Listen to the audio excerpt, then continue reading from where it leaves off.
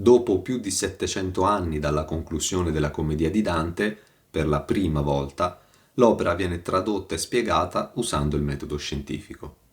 Le fonti per spiegare ogni singolo verso sono ciò che l'autore ha scritto e letto. Le basi della spiegazione non sono quindi tutti quei commenti che si sono seguiti e copiati tra loro dopo la sua morte.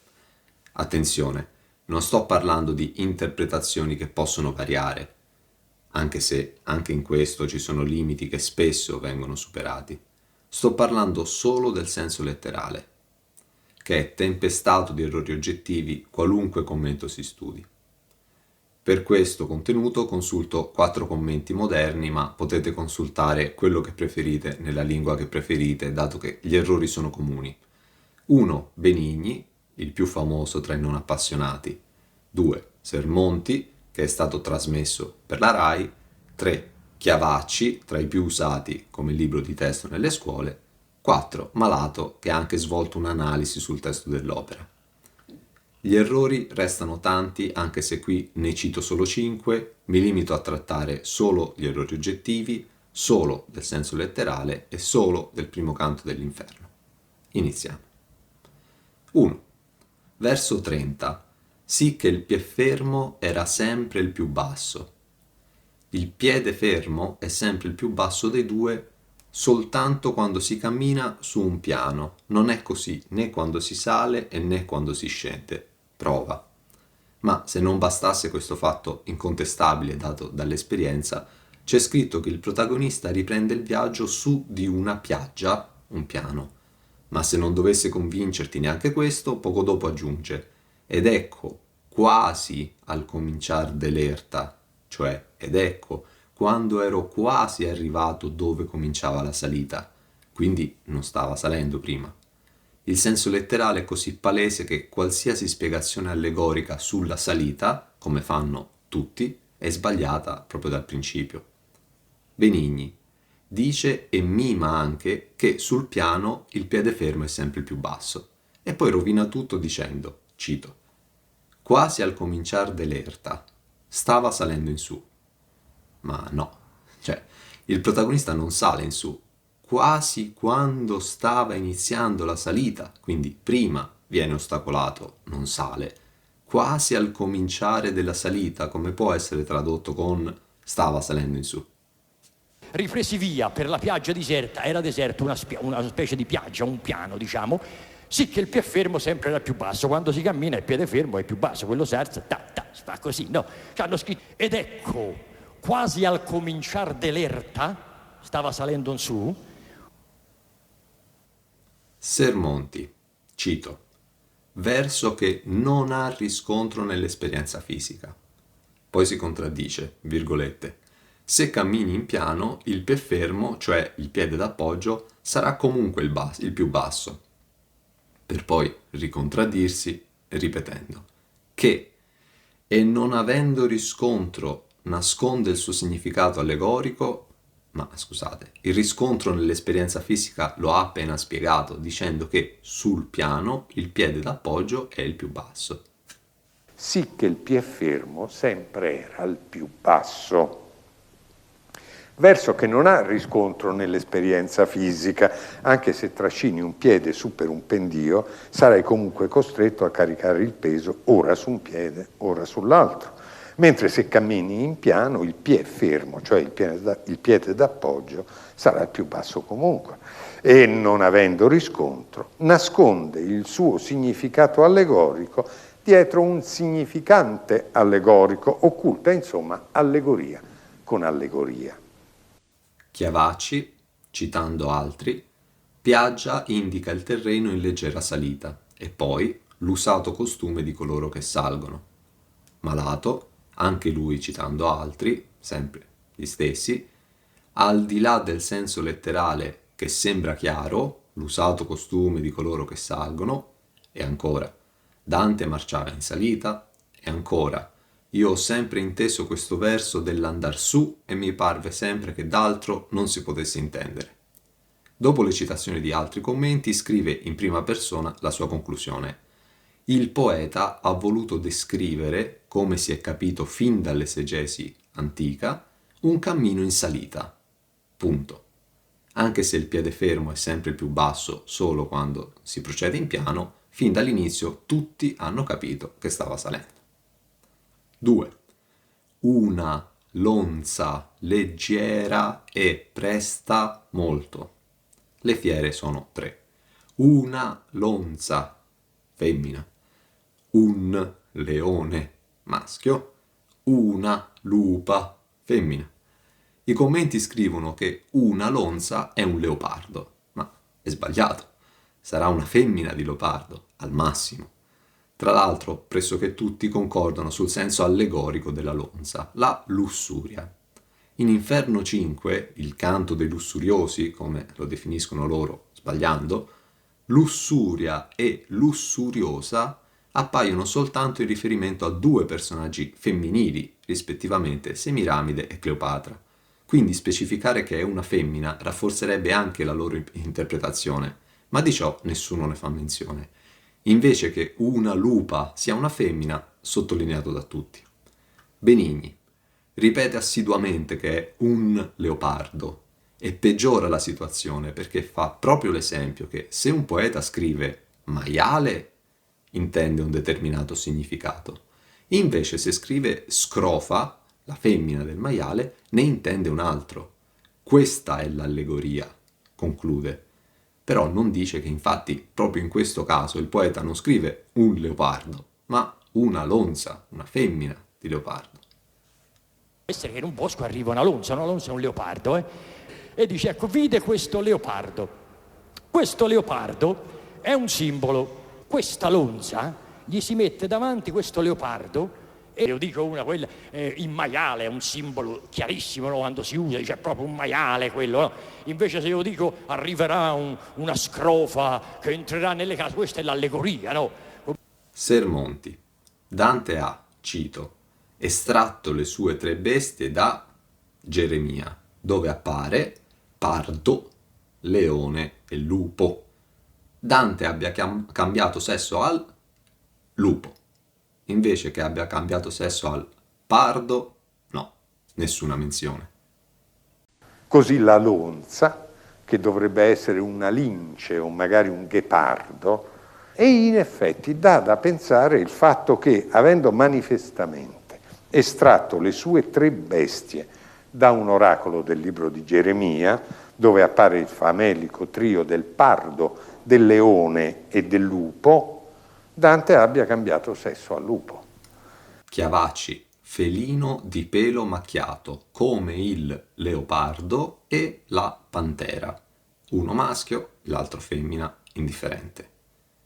Malato ha il pregio di chiamarla sempre lonza, ma dovendo tradurre il termine cade nel non riconducibile a una specie nota, ancorché talvolta identificato con una lince o un leopardo, senza accennare anche lui al cambio di sesso. 3.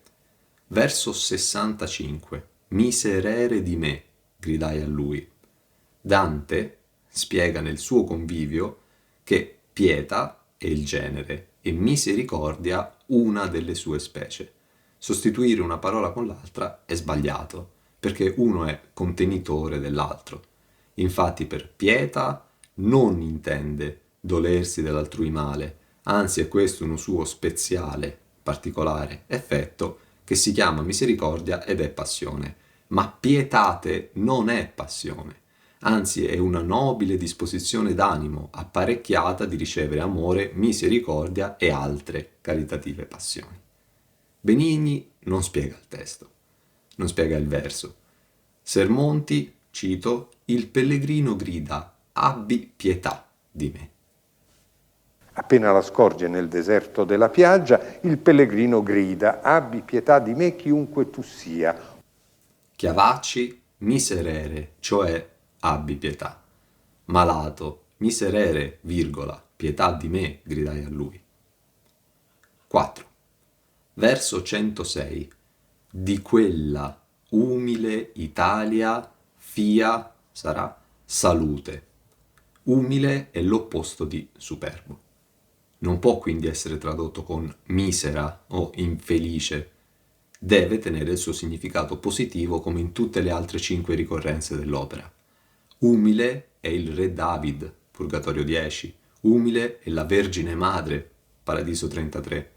Infatti qui è Virgilio che parla e si rivolge a quella umile Italia, per la quale morirono 4 suoi personaggi, non a questa Italia del periodo del viaggio, che infatti in Purgatorio 6 viene descritta da Dante come ai serva Italia, di dolore ostello, nave senza nocchieri in gran tempesta, non donna di province, ma bordello.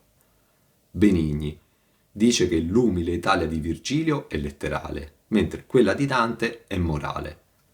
Questa spiegazione è sbagliata proprio dal principio. Tutto ciò che scrive Dante è prima letterale e poi allegorico, morale, anagogico. Non si può partire dal sovrasenso saltando il senso letterale. E poi in questo caso il senso morale che il commentatore attribuisce alla parola umile risulta il contrario di quello che l'autore gli attribuisce per tutta l'opera. Di quella umile Italia, fia salute, Virgilio dice umile Italia perché è bassa, mentre Dante gli dà una connotazione morale.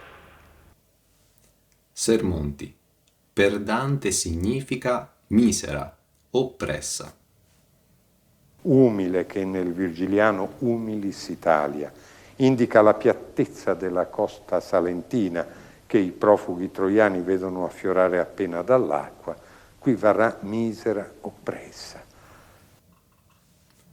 Chiavacci. È citazione virgiliana. Virgilio gli dà un significato. Qui invece, che è sempre Virgilio che parla, ricordiamolo, vale per infelice, misera.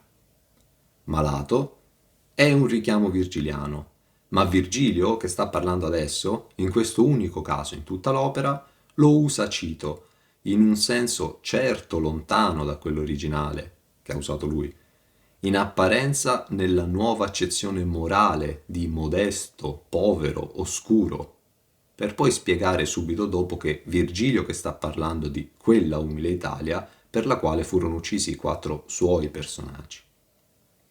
5. Verso 126. Non vuole che in sua città, Paradiso, per me si vegna. Non c'è scritto, come riportato nei commenti, io, Virgilio, non posso andare in paradiso, ma per me, attraverso me, non si può andare in paradiso. Inferno 3.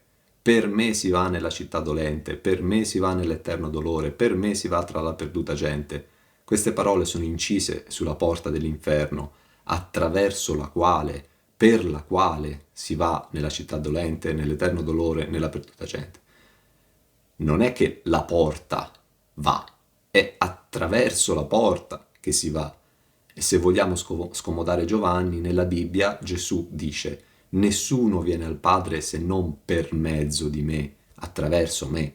Non è Gesù che non può andare al Padre. Il significato è che nessuno può giungere al Padre se non per mezzo di Gesù. Benigni. Si domanda e si risponde sul come mai Virgilio non possa andare in paradiso, ed è perché non fu battezzato. Ma è il protagonista del viaggio, lui sì battezzato, che non può arrivare in paradiso attraverso, per Virgilio, è ciò che rappresenta. Il soggetto non è Virgilio, anche perché poi in paradiso troveremo persone, anime non battezzate. Come mai Virgilio ci può andare? Dice che quello imperatore che lassù regna, che è Dio, perché io fu ribellante alla sua legge, quindi Virgilio ha fatto qualcosa che non va. Non vuol che in sua città per me si vegna. Virgilio è nato prima di Cristo, non è stato battezzato, quindi non ci può salire. Hai capito? Sermonti. Dio, cito, non vuole che io, Virgilio, acceda alla città celeste, poiché fui renitente alla sua legge. Imperatore che lassù regna, da che se l'impero di Dio spazia dappertutto, in cielo è la sua reggia, è il suo trono, non vuole che io acceda alla città celeste, poiché fui ribellante, diciamo renitente alla sua legge. Chiavacci, per me, 2 punti, da me, e continua con il perdiagente è usuale in Dante. Sì, è usuale, ma significa un'altra cosa, come qua.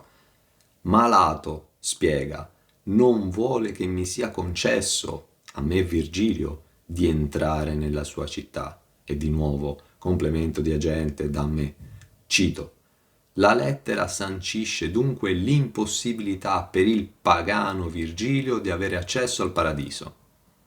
Accenna però 2 volte al per me, attraverso me, ma solo come un'alternativa allegorica al significato letterale che invece è un altro. Cito. Oppure che tu vi entri condotto da me. Sono costretto ad aggiungere una nota di demerito finale, poi basta, non voglio più parlare dei commenti degli altri, ma dell'opera originale, di cosa c'è scritto veramente. Ho fatto la scelta di pubblicare in rete la spiegazione scientifica perché, nonostante le varie riletture, qualche imperfezione riesce sempre a intrufolarsi, ma posso risolverla nella descrizione del video e anche per ricevere da te degli spunti. Questo video è stato critico, nel senso più buono del termine, nei confronti degli altri studiosi, ma ci tengo qui a dire che chiunque parli della commedia di Dante, in qualsiasi forma, libro, fumetto, album rap, va bene, io lo ringrazio, lo apprezzo, perché comunque è un modo per parlarne. Quindi mi scuso di terminare questo contenuto con questa conclusione, ma devo farla, perché ciò che viene spiegato è troppo grave. Non si parla più di tradurre male basso, lonza, miserere, umile per me. Qui crolla l'inizio della storia. Questa spiegazione fa intendere proprio l'opposto del messaggio dell'autore, ma ancor prima di ciò che c'è scritto in modo palese nell'opera, che faticosamente sto cercando di far conoscere per la prima volta per quello che è dopo più di 700 anni dalla conclusione. Verso 3. Che la diritta via era smarrita. Era smarrita. Presta attenzione alle parole usate, sono scelte con cura. Non era persa, era smarrita. Non sono sinonimi. Chi si è perso non sa definitivamente dove andare e dov'è. La diritta via smarrita sappiamo dov'è e dove porta, ma non la stiamo seguendo. Il termine perduto, infatti, è usato in Inferno con un'accezione definitiva, per citare 3 casi. Inferno 3, perduta gente. 4, semo perduti. 27, son perduto. Questo noto commento spiega l'opposto di quello che c'è scritto nel testo. La prima terzina parla di qualcuno che si è ritrovato in una selva e che esce da lì, ha ritrovato se stesso. Il verbo perdere non è mai usato e smarrita è al passato ed è riferito alla via, non a lui. Stiamo parlando di qualcuno che ha iniziato una fase di recupero, non di chi si è appena perso. Anche nel linguaggio moderno, in qualche caso, è rimasta questa differenza. Quando diciamo che abbiamo perso un parente, parliamo di una condizione definitiva, è morto, cioè non possiamo ritrovarlo, lo abbiamo perso. Il commentatore ripete ossessivamente che il protagonista si era, cito, perso ed entrò dentro a quel bosco. Bisogna seguire il racconto suo. Il fatto incontestabile è che nel racconto suo, che ha appena spiegato così, si parla di altro, anche se ci invita a seguirlo. C'è scritto proprio l'opposto, infatti. La diritta via era smarrita, ma il cammino del protagonista inizia proprio quando lui si ritrova, ricapisce, riprende consapevolezza di sé, sull'orlo di una selva dalla quale riesce a uscire da solo, senza l'aiuto di nessuno, anche se momentaneamente, solo pochi versi dopo. E mi ritrovavo per una selva oscura che la diritta via era smarrita. Non è uno si è perso andare a casa. Voi intendete bene che uno si è perso nella vita, c'è un'allegoria. Mi ritrovai per una selva oscura vuol dire che lui stava male, una depressione, stava messo male, si era perso. Ma quando si va a trovare un amico dice come gli sta stamattina? Ho visto proprio perso. Senti che è proprio si è perso. Che la dritta via si era perso nella vita, stava vivendo un periodo di messo proprio male, che diceva, ma naturalmente io vi sto dicendo dal punto di vista allegorico, ma non bisogna seguire quello che dice. Lui si era perso, entrò dentro a quel bosco, bisogna seguire il racconto suo. Non bisogna seguire quello che dice. Lui si era perso, entrò dentro a quel bosco, bisogna seguire il racconto suo. Non bisogna seguire quello che dice. Lui si era perso, entrò dentro a quel bosco, bisogna seguire il racconto suo.